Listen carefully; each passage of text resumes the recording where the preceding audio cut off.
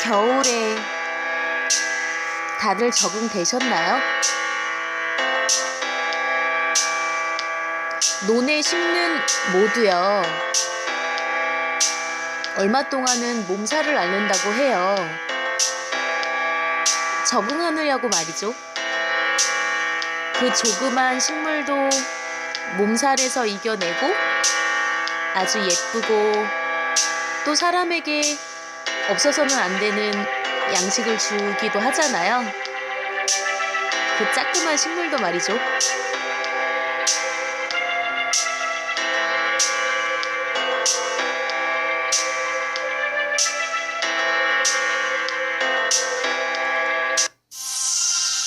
와이뉴스 외전 책 읽어주는 여자 나디아입니다. 아이템북스에 한 권으로 읽는 이야기 세계사 보고 있죠? 오늘은 9번째 챕터 제국주의와 산업혁명에서 아일랜드의 비극, 프랑스의 산업혁명 해서 이탈리아, 러시아까지 보도록 할게요.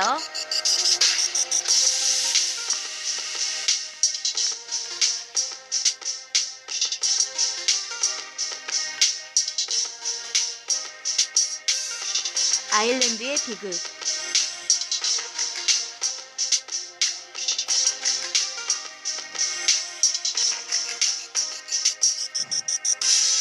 (19세기) 중엽에 들어서면서 영국은 눈부신 발전을 거듭해 나갔다. 1873년 독일의 도전과 미국의 경쟁이 산업 분야에서 두드러지게 나타났다. 영국의 노동자들은 정치와 경제 문제에 자신들의 요구를 앞세우게 되었다.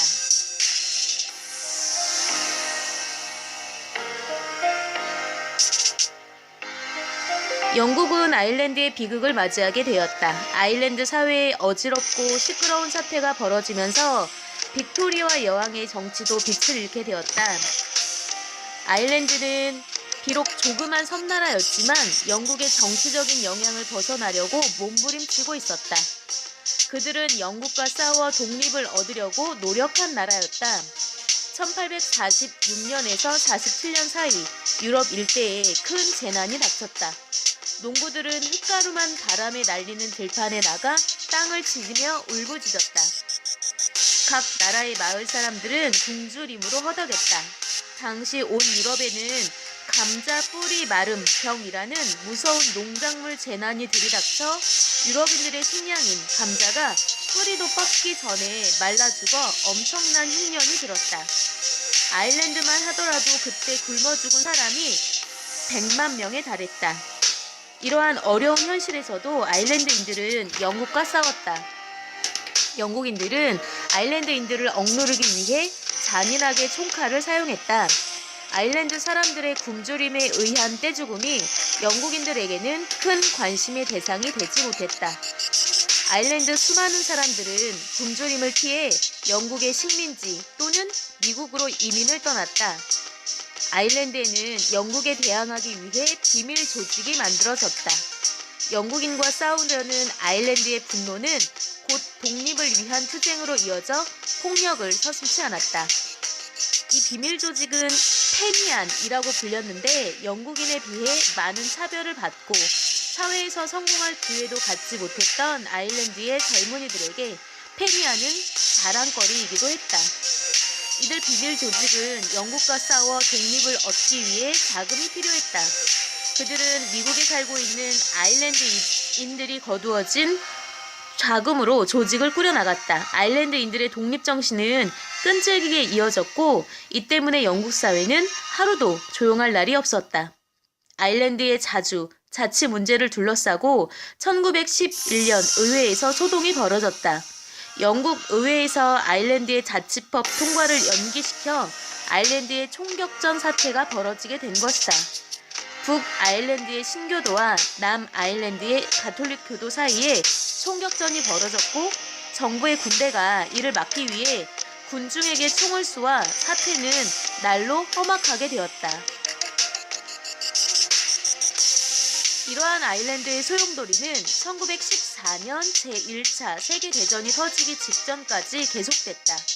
제1차 세계대전이 일어나자 아일랜드 사태는 수그러들었다. 신교도와 가톨릭 교도들은 전쟁이 계속되는 동안 휴전해 왕에게 충성을 바치기로 합의했다. 아일랜드인들은 영국의 미움과 분노를 잠시나마 접고 영국군에 들어가 독일과의 전쟁에 맞섰다. 아일랜드인들은 영국의 승리를 위해 용감하게 싸웠다. 영국의 의회에서 아일랜드 자치법은 통과되지 않았다. 1916년 부활절 기간에 아일랜드에서는 이에 불만을 품고 군중들이 거리로 쏟아져 나와서 데모를 벌였다. 영국 정부는 독일과 전쟁을 벌이는 상황 속에서도 이들의 거리 데모를 막지 않을 수 없었다. 제1차 세계대전이 끝나자 영국 정부는 아일랜드 문제를 해결하기 위해 나섰다. 영국 정부는 나름대로 정책을 결정했다. 그것은 아일랜드를 남북으로 나누어서 다스리는 것이었다. 아일랜드를 남과 북으로 나누어 남부는 가톨릭이 공화국을 세우도록 했고 북부는 6개 주로 나누어 영국이 다스리기로 한 것이다.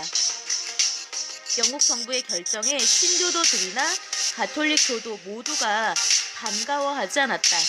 영국은 아일랜드 문제를 이렇게라도 해결하지 않으면 안 됐던 것이다. 아일랜드인들이 그토록 가슴속에 불태웠던 독립은 결국 남북으로 분할되는 결과를 낳게 되었다. 오늘날에도 북부 아일랜드의 경우 신교도와 가톨릭 교도들 사이에 때때로 총격전, 폭발 사건 등이 발생하고 있다.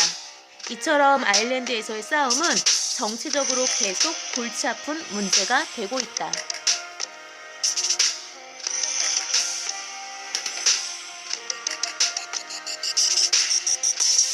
프랑스의 산업혁명 1848년 혁명으로 루이 필리프의 정권이 무너지자 프랑스 국민들의 절대적인 환영과 지지를 받으면서 초대 대통령으로 루이 나폴레옹이 당선됐다. 그는 보나파르트 나폴레옹의 조카였다. 프랑스 국민들은 모두 나폴레옹의 가문에 거는 기대가 컸다. 그의 삼촌인 보나파르트 나폴레옹은 수많은 전투에서 많은 승리를 거두어 황제로서 위대한 업적을 세웠다. 루이 나폴레옹은 그와 달리 군대를 일으켜 나라의 권력을 잡았다. 루이 나폴레옹은 자신이 군대를 일으켜 정권을 잡은 사실이 정당한가를 국민에게 묻는 국민투표를 요구하고 나섰다. 찬성표가 반대표보다 단 한 표라도 더 많으면 루이 나폴레옹의 모든 행동은 정당하다는 평가가 내려질 수밖에 없었다. 국민투표 결과 루이 나폴레옹에게 던져진 찬성표가 더 많았다. 루이 나폴레옹은 국민들의 지지를 얻게 되었으므로 이제는 모든 것을 자기 마음대로 할 수 있게 되었다. 루이 나폴레옹은 대통령 제도를 없애고 황제의 자리에 올랐다. 이렇게 되자 프랑스의 지식인들은 모두들 깜짝 놀라게 되었다. 도저히 있을 수 없는 일이다. 노동자와 새로운 정치를 바라는 지식인들은 거리로 뛰쳐나왔고 사회는 몹시 시끄럽게 되었다. 정부는 군대를 보내 이들을 해산시켜버렸다. 프랑스 국민들은 그래도 뭔가 루이 나폴레옹에게 기대를 걸고 있었다. 이때 여기에 보답하듯 루이 나폴레옹은 평화를 주장하면서도 2번의 전쟁을 일으켜 승리를 거두었다. 이탈리아 통일전쟁에서 오스트리아를 항복시켰고 크림 전쟁에서 러시아의 양보를 얻어냈다. 이러한 과정에서 영국과 협력 관계를 맺었고 나폴레옹 3세는 자기 나름대로 프랑스를 이끌어 나갈 수 있었다. 그는 국내에서도 정치적으로 좋은 기회를 많이 얻어 황제로서 위치를 굳건히 다져나갔다. 알래스카와 캘리포니아에서 엄청난 금광이 발견됐고 이에 영향을 받아 경제활동에 활기를 불어넣게 되었다. 19세기 중엽 프랑스는 자신감을 갖게 되었고 이 때문에 국민들의 정치 무관심을 자아내기도 했다. 1789년 대혁명이 일어난 이래 프랑스에서 반세기가 지난 후에도 그처럼 황제의 독재 권력이 예전처럼 계속될 수 있었을까? 그가 아무리 정치를 잘하려고 노력했지만 역시 프랑스 국민들은 침묵하지 않았다. 나폴레옹 3세의 다스림에 날이 갈수록 사방에서 비판의 소리가 높아갔다. 나폴레옹 3세는 국민 불만을 강제적인 힘과 정책으로 눌렀다. 나라 안에 나폴레옹 3세를 지지한 세력이 없었던 것은 아니었다. 소규모로 농사를 짓는 사람들은 대다수 나폴레옹 3세를 지지했으며 가톨릭계, 기업가들은 국민의 안정과 경제 발전에 노력한 나폴레옹 3세에 기대를 걸고 있었다. 그가 나라를 다스리는 10여 년간 그는 국민투표라는 정치적 수단을 사용했다. 뜻하는 새로운 통치에 국민들을 적응시키기 위해서 많은 노력을 기울였고 성과를 거두기도 했다. 1859년을 계기로 나폴레옹 3세도 새로운 고비를 맞게 되었다. 1860년 이후 국내외적으로 나폴레옹 3세가 지난 10여 년간 애썼던 모든 기본 틀이 점점 무너지기 시작했다. 노동자 문제를 여러모로 신경 써주던 황제가 당시 런던에서 열린 만국 박람회에 노동자 관광단을 나라의 예산으로 보냈는데 이것은 그가 노동자들을 아낀 나머지 베푼 일종의 해외여행인 셈이었다. 노동자들은 영국에서 노동조합 운동의 방법만을 배워가지고 돌아와 프랑스에서 활용했다. 노동자들은 국제노동자연맹에 가입해 나폴레옹 3세를 실망시켰다. 1860년대에는 황제 비판이나 추악한 내용이 신문에 계속 실려 황제의 인기는 크게 떨어지게 되었다. 나폴레옹 3세는 1864년 노동자들에게 사업권을 주었고 1868년에는 노동조합을 조직할 수 있도록 보장해주는 등 노동자들의 신뢰를 얻으려고 애썼다. 의회 선거에서 나폴레옹 3세에 반대하는 의원들을 많이 선출하는 결과를 딛고 말았다.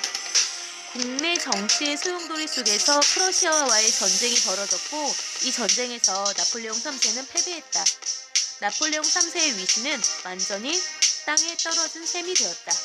이와 동시에 프랑스에는 또 하나의 비극적인 역사가 등장하게 되었다.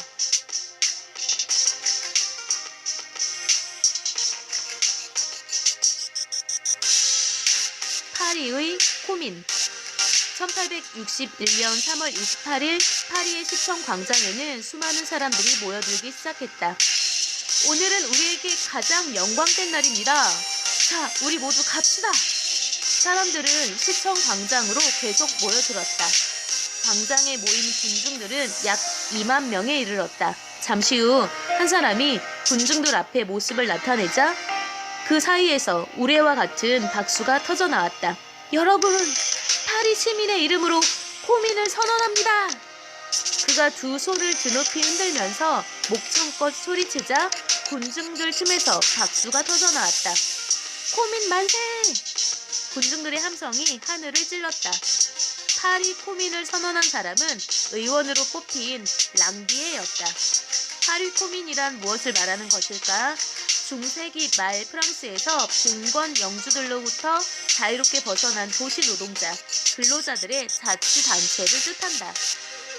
오랫동안 재산을 많이 가진 지역의 영주들의 지배로부터 벗어난 도시의 근로자들이 스스로 행정을 꾸려나가기 위해 만든 단체라고 할 수 있다.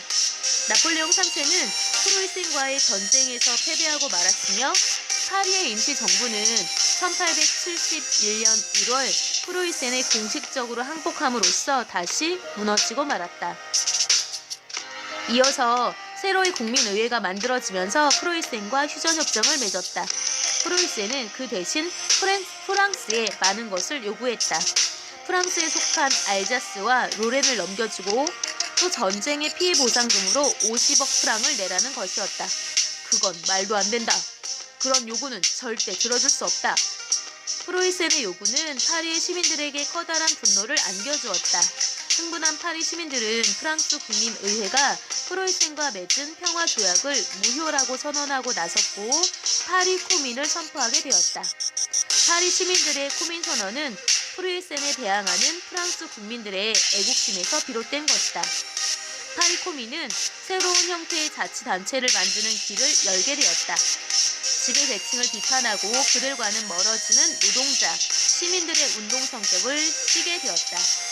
이렇게 된 이유는 임시정부가 프로이센과의 전쟁 중에 지금까지 남의 빚이나 집세를 연기해 주었던 제도를 폐지해 가난한 노동자와 시민들의 부담을 더해 주었기 때문이었다. 파리 코민은 위원회를 만들어 프랑스 혁명의 옛 역사를 되새기며 자치 정부로서의 기틀을 갖추게 되었다. 파리 코민은 약 2개월 정도 운영되는 과정에서 코민을 해산시키려는 임시정부와 맞서 싸우게 되었다. 파리 코민과 임시정부 사이에 벌어진 사태는 프랑스 역사에 또 하나의 비극을 낳게 되었다. 이 비극은 엄청난 것이었다. 같은 프랑스인끼리 서로 어느 쪽을 지지하느냐는 문제로 많은 사람들이 희생되었던 것이다. 임시정부는 자신들에게 반대하는 사람들을 재판도 하지 않고 2만여 명을 죽였다. 그러고 나서 파리 코민을 없애는 데 성공했다. 이 같은 엄청난 비극은 프랑스의 시민, 자유주의의 지식인들에게 큰 충격을 안겨주었고 유럽 전 지역에서도 파리 코민과 같은 조직이 생겨날까봐 몹시 두려워했다. 자칫 파리에서와 같은 비극이 벌어질지도 모를 일이었기 때문이었다. 파리 코민은 사상이 서로 맞서 생긴 것이라기보다는 가난한 계층의 경제 문제가 사실상 화근이 되었던 것이다. 가난한 사람들의 어려운 생활을 정부가 제대로 보살피지 않았고 오히려 그들에게 부담만 더 크게 만들었기 때문이었다. 코민에 참가한 사람들은 모두 애국심에 불탔고 그들의 요구는 그들의 생활과 삶의 직접적인 문제였던 것이다. 임시정부의 코민의 잔인한 탄압은 코민에 참여한 사람들을 더욱 자극시켰고 그들로 하여금 폭력을 휘두르도록 만든 계기가 되었다. 지배 계층의 나쁜 감정과 미움, 분노를 자아나게 했으며 때때로 그들이 잔인한 행동을 서슴지 않게 하는 원인을 제공했다.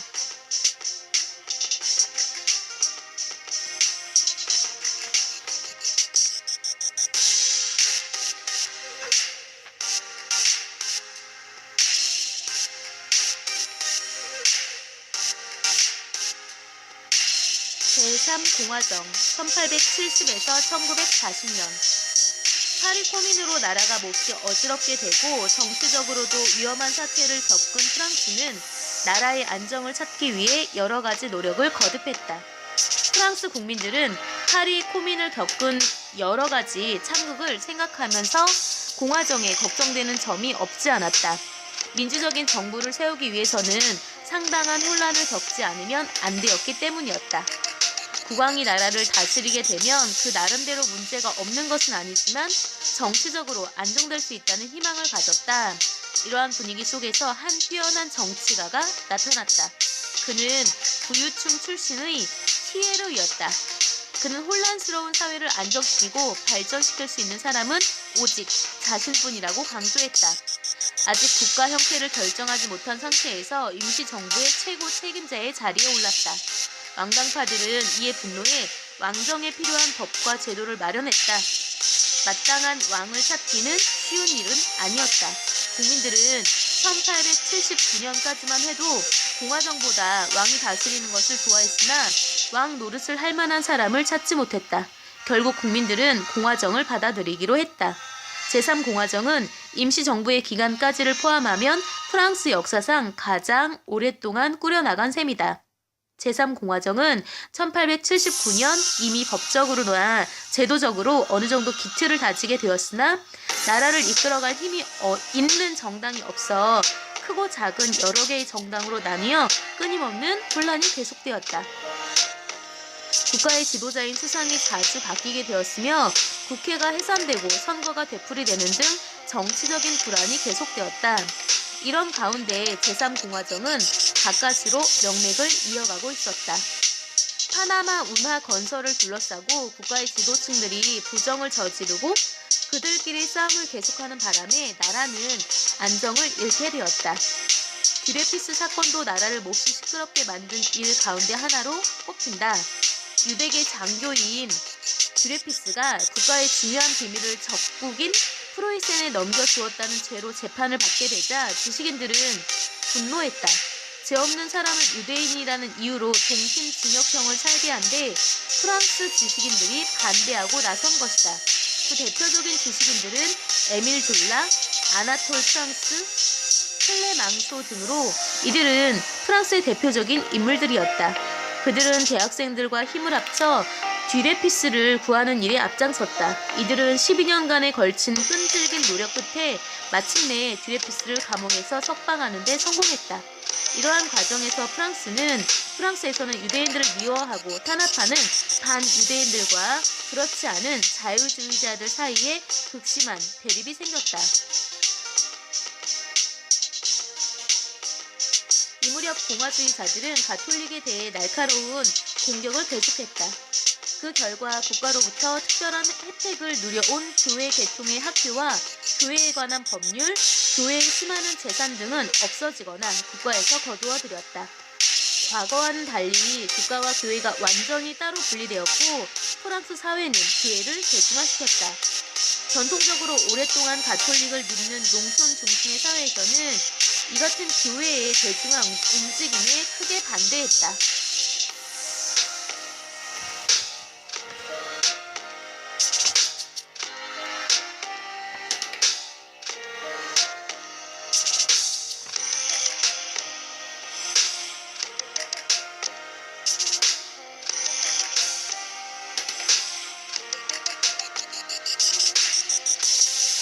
독일 제국의 허수아비 제국의회.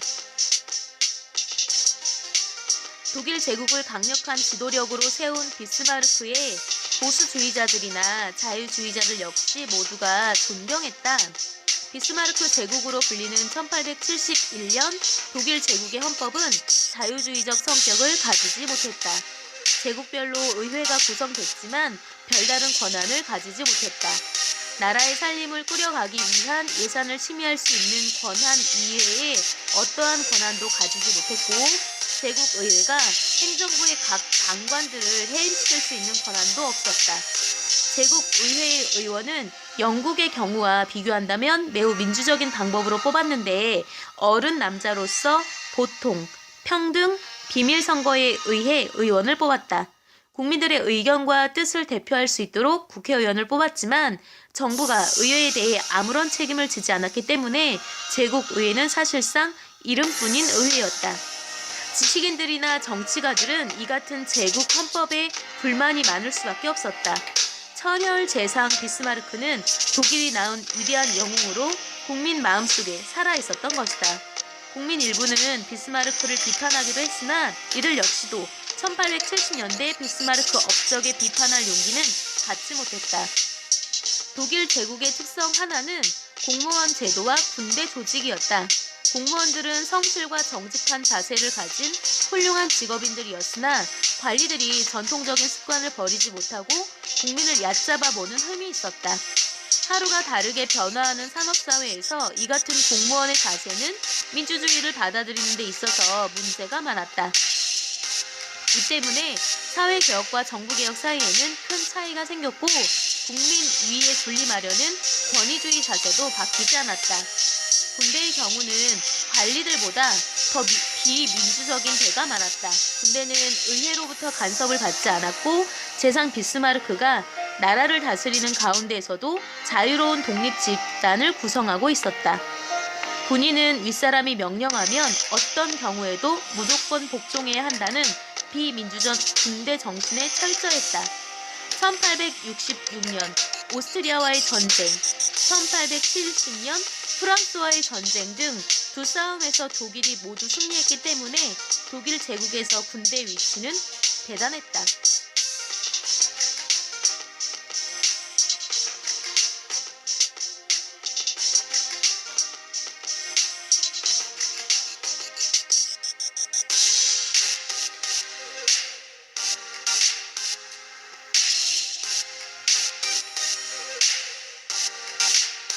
독일 속의 사회주의.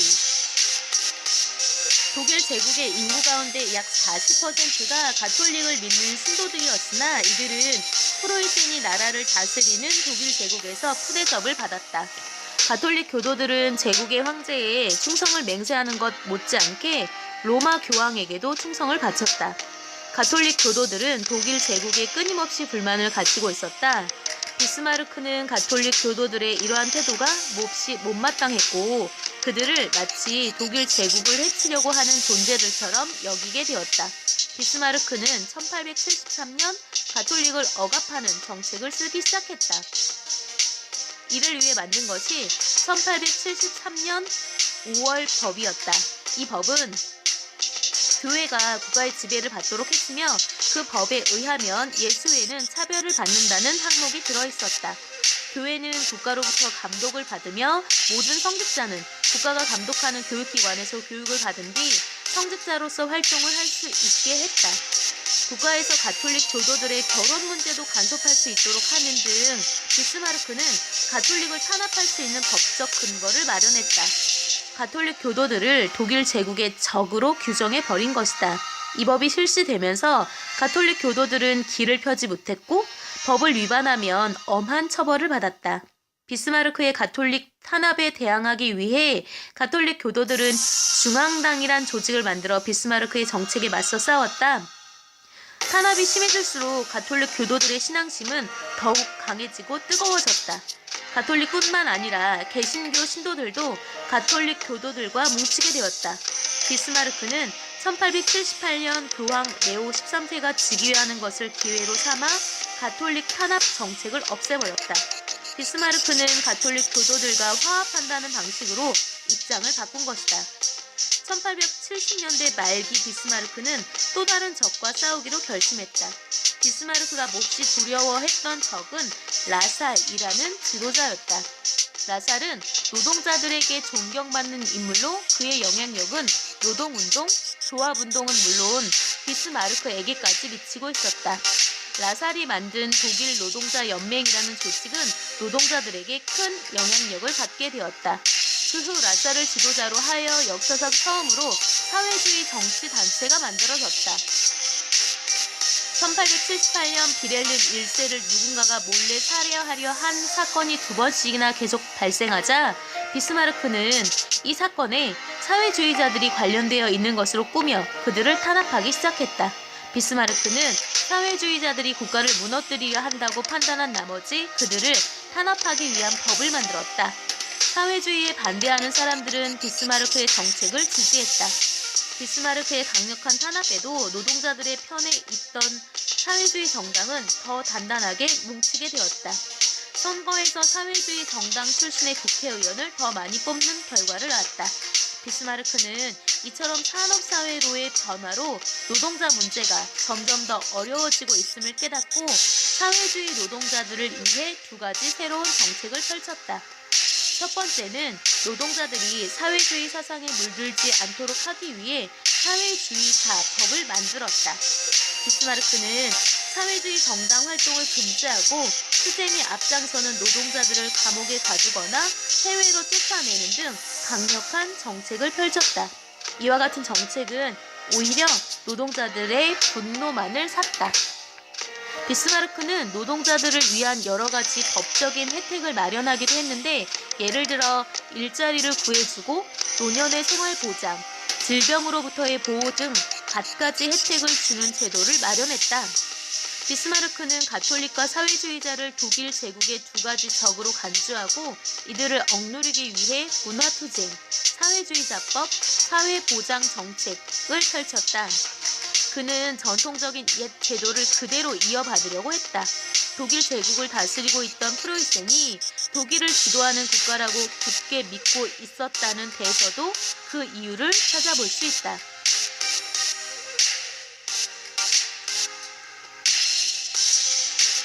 (1873년) 이후 세계적으로 커다란 경제적 타격을 받게 되자 자유주의자들의 반대를 무릅쓰고 보호 관세 정책을 썼다는 것만 가지고 그를 보수주의자라고 할 수는 없을 것이다. 보호 관세란 상품을 수입할 때 자기 나라 사람들에게 유리하도록 세금을 매기는 것을 말한다. 비스마르크는 독일 제국을 세운 이후 해외에 식민지를 가지고 있는 것이 국가 경제적으로 따져볼 때 별다른 이익이 없는 것으로 생각했다. 그는 식민지 정책에 별로 관심을 두지 않았다. 식민지를 가지게 되면 물건을 사고 팔 수 있는 시장을 갖게 되고 원료 공급을 할 수 있는 장점이 있다고 생각했다. 또 식민지를 갖게 되면 국민들이 자부심을 갖게 된다고 생각했다. 그와 반대로 식민지를 운영하면 그곳을 지키기 위해 군대를 두어야 하며 그 군대를 운용하기 위해 엄청난 비용이 드는 단점이 있다는 것이었다. 식민지에 다른 나라가 침범해 오지 않을까 늘 신경 써야 하는 것도 단점이라는 것이다. 비스마르크는 이런 이유로 식민 정책에 흥미를 갖지 않았다. 1888년대에 이르러 세계 경제가 계속 위기에 빠지자 경제적 어려움은 국내에서도 큰 문제거리가 되었지만 바다에서의 지배권을 누가 얼마만큼 가지느냐가 이 문제 해결의 열쇠가 된다는 것을 알았다.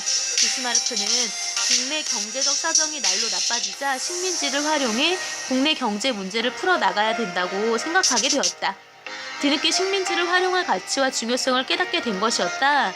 그는 비록 당장 경제적 이익은 없지만 아시아, 태평양, 아프리카에서 식민지 활동을 펼치기 시작했다. 이익을 얻을 수 있는 분야부터 손을 대기 시작했다. 배를 만드는 조선공업, 군대의 물품을 만들어 파는 군납업체, 군대가 필요로 하는 군수품을 생산하는 업체 등에 적극적으로 식민활동을 펴나갔다. 이와 같은 식민활동이 독일 민족의 위대한 힘을 의미하는 것이라고 강조했다. 비스마르크에 의해 독일 제국이 해외로 뻗어나가자 영국은 긴장하지 않을 수 없었다. 영국은 이미 오래전부터 식민 정책을 통해 많은 이익을 얻고 있었는데 여기에 독일이 끼어들었기 때문이었다. 프랑스도 독일이 강대한 나라가 되면 대륙을 주름 잡는 세력이 뒤바뀔지도 모른다고 염려했던 것이다. 독일 제국의 이웃 나라들은 독일의 나름대로 점차 경계심을 갖게 되었다. 비렐름 2세가 왕위에 오르면서부터 그와 같은 경계심은 커지게 되었다. 비렐름 2세는 나이도 젊고 용기 있는 사람이어서 더욱 그랬다. 그는 독일의 황제일 뿐만 아니라 세계의 황제가 되고 싶은 욕망에 가득 찬 사람이었다. 그는 경험과 신중함은 지니지 못했다.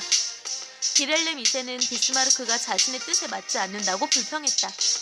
비스마르크는 황제의 마음에 들지 않으면 그 자리를 물러날 수밖에 없었다. 비스마르크는 황제를 이해시키려고 계속 노력하다가 결국 미움만 사고 수상해서 물러나고 말았다.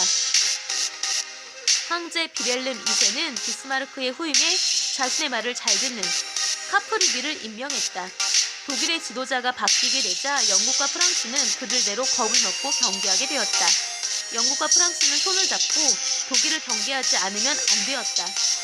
영국과 프랑스는 마침내 독일을 경계하기 위해 군사동맹을 맺었고 나아가 러시아를 동맹국으로 삼게 되었다. 독일은 독일대로 이들의 위험으로부터 벗어나기 위해 함께 나아갈 나라를 찾게 되었다. 이탈리아, 오스트리아는 마침내 독일 편을 들게 되었다. 유럽은 영국을 중심으로 프랑스, 러시아의 삼국 동맹과 독일을 중심으로 한 이탈리아, 오스트리아의 삼국 동맹으로 팽팽하게 맞서게 되었다.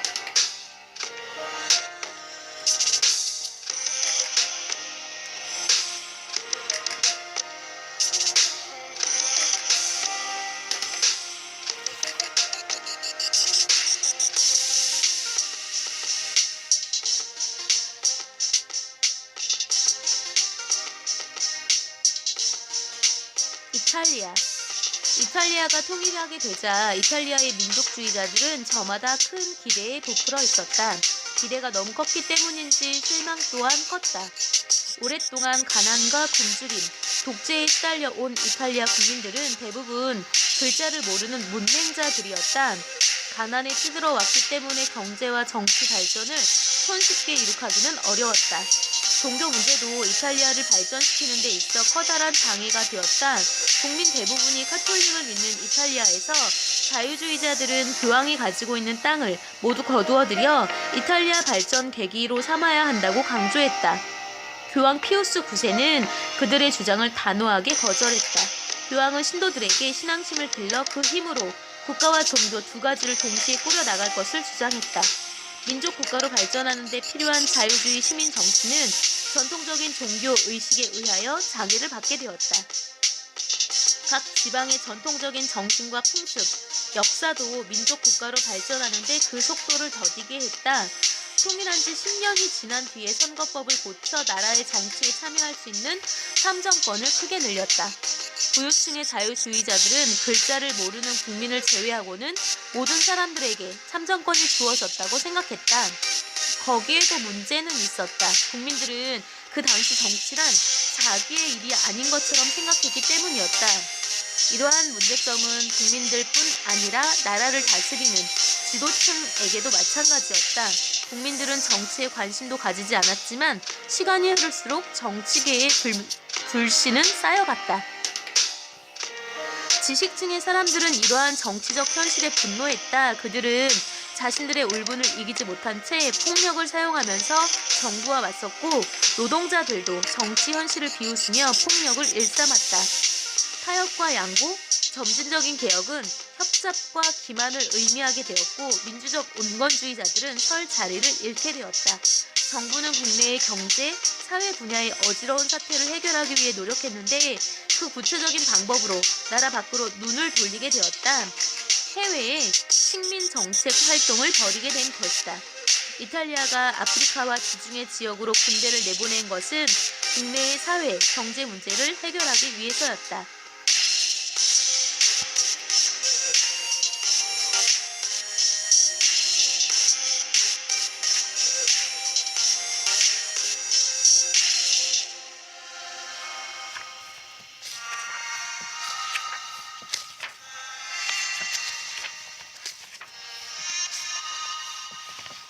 러시아 19세기 러시아는 국민들이 여러 민족으로 이루어졌고 러시아의 로마노프 왕조는 대서양에서 태평양에 이르는 드넓은 국토를 가지고 있었다.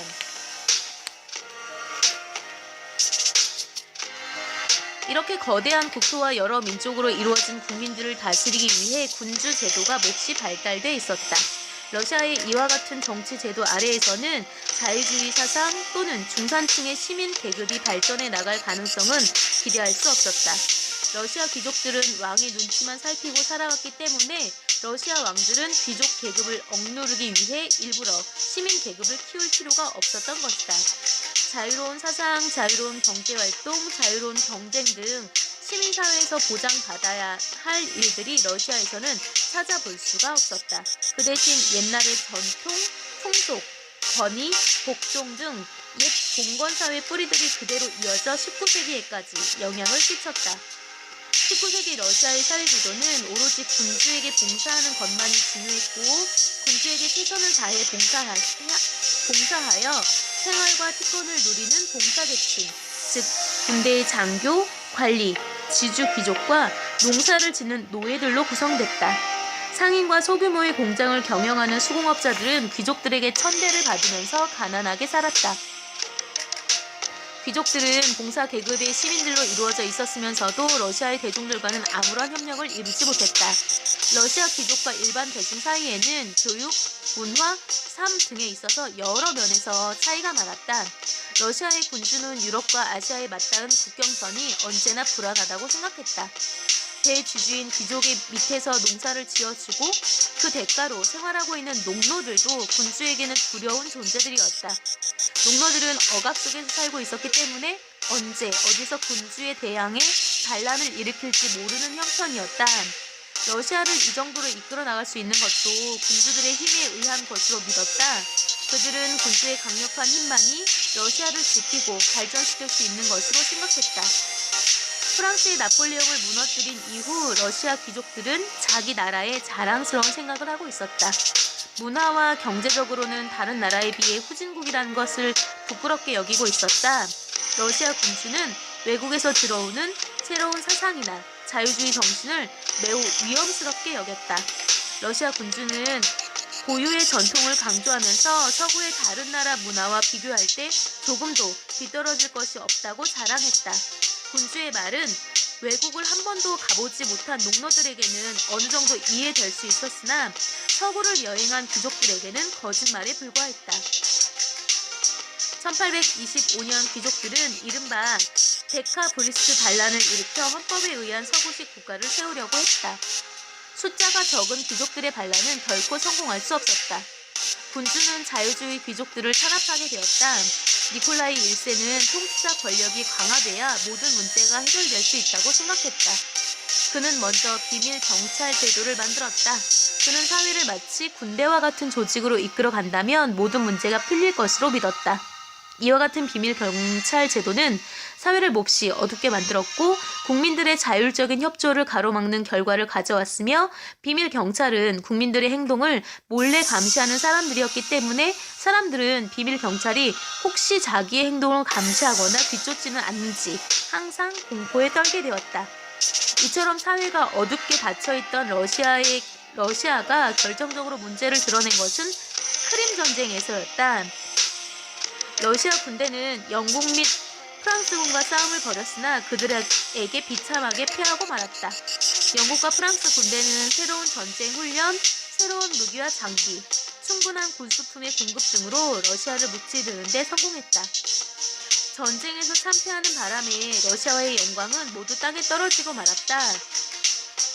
러시아를 다시 일으키기 위해 니콜라이 1세의 뒤를 이은 알렉산드로 2세는 러시아의 전통적인 제도를 벗어나 새로운 정치를 하게 되었다.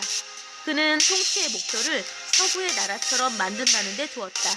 그가 실천한 일은 농노들을 해방시킨 것이었다. 1861년 알렉산드로 2세는 마침내 농노 해방령을 선포했다. 알렉산드로 2세는 서구처럼 러시아의 자유주의를 받아들이되 러시아의 전통성은 지키면서 러시아를 다시 과거의 강대국으로 건설하는 데 목표를 두었다.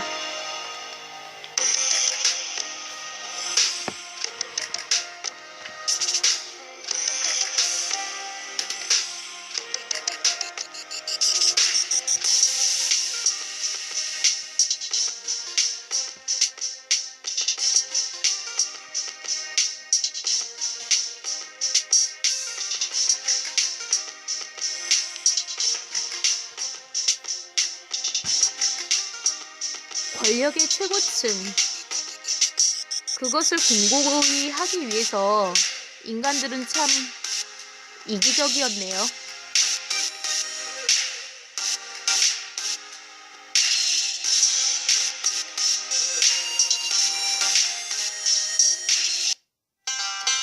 Y뉴스 외전 오늘의 희망 메시지는요. 엄청나게 두려워했던 일도 막상 접해보면 별거 아닐 수 있다 입니다.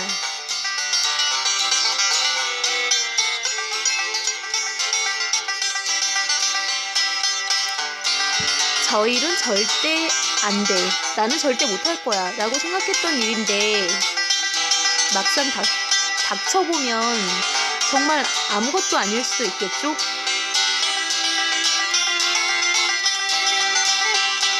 일단 시도해 보기로 해요.